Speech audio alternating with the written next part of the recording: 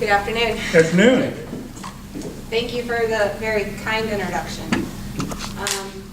So usually when I do a presentation, I take about the first 5 minutes and I share about myself personally and what motivates me to do the kind of work that I do.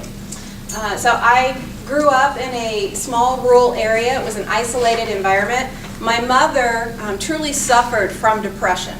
And my father, my birth father, was a Vietnam vet. And he came back from the war when I was 3 years old, and he left when I was 4 years old. And when I was 5 years old, another man adopted me. And that man is the man who raised me. So like many veterans, he had a history of broken families. My history starts with the family that I had in my home. And I never knew what to expect when I would come home. There's a lot of fear in my household. It wasn't an easy place to live. I remember that my playground was a graveyard. At a very young age, I was attracted to death. And I had thoughts of suicide almost on a daily basis. I just didn't want to be here anymore. My senior year of high school, I spent in a foster care home. And when I left the foster care home, and I would just like to interject here, kind of like my saving grace, the things that kept me alive as a young child, and I realize I'm being videoed, so now I'm like really nervous. But the things, the two things that were my saving grace, I had a grandmother who prayed for me. She prayed for me even before I was born.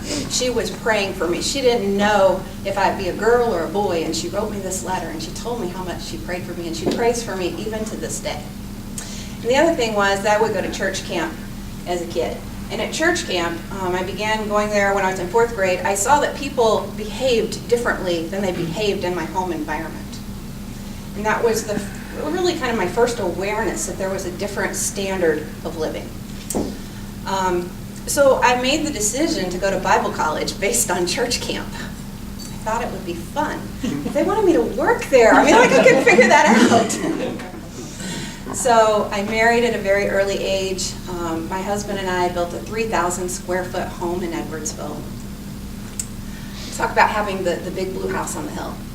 And for a while, it seemed like my life was better. Things had got easier. And if just fast forward a little bit, I got sick.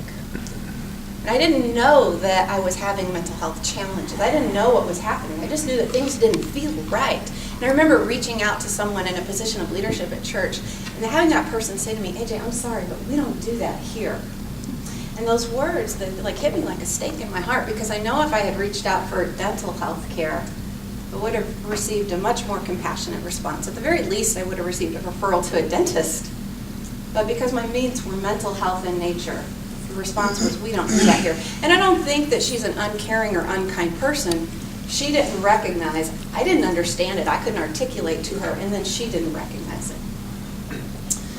From there, my life took a real big downhill turn. I had lots of suicide attempts. I experienced homelessness, separated from and divorced my family, my husband. And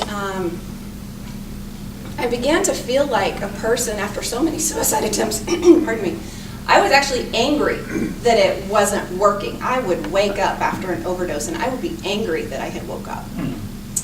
And I remember starting to hurt myself. I was physically abusing my own body.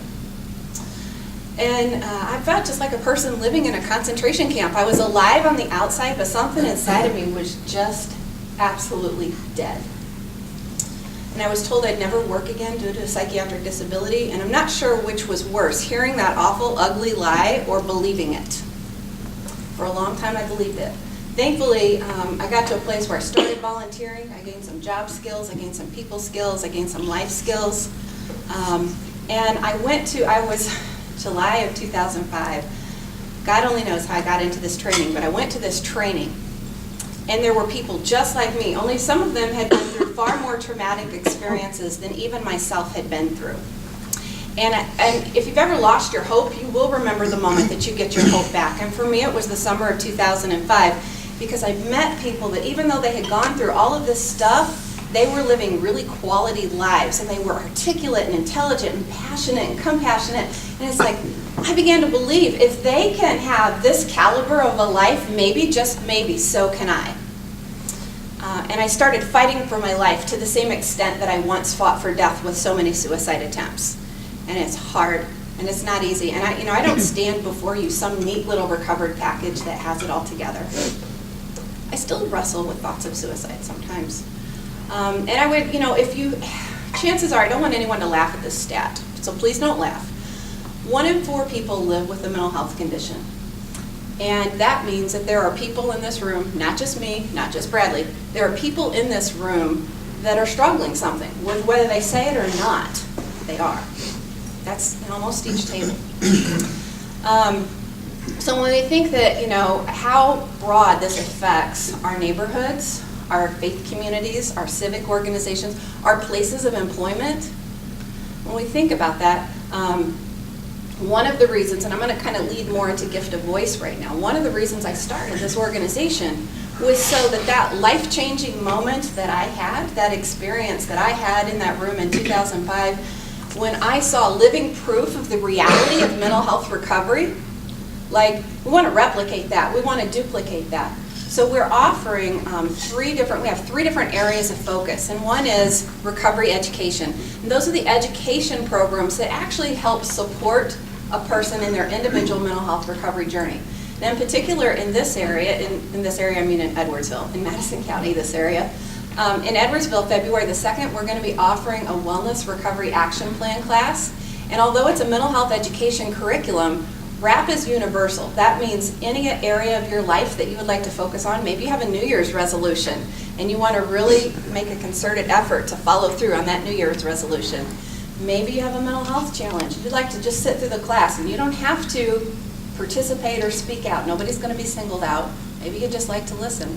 But for that Wellness Recovery Action Plan, that's one example of a mental health class. We have other classes that we'll be offering too. And our goal for Gift of Voice is Train the Trainer Center. So recovery education is one focus, that's the health of the individual. And then advocacy support focuses on the health of the community. It's very much a social justice perspective. We want to develop a speakers bureau to actually train people to share their personal experiences in public audiences. I can't tell you how many times I go and I'll do a keynote in Minnesota, I'll speak somewhere, and somebody will come up to me afterwards and they'll say, I've never told anybody else this. Only my spouse knows. But this is what I'm going through. So the more people that actually share it, the more that we say it out loud and we start talking about it, then we cultivate these safe communities, these safe neighborhoods.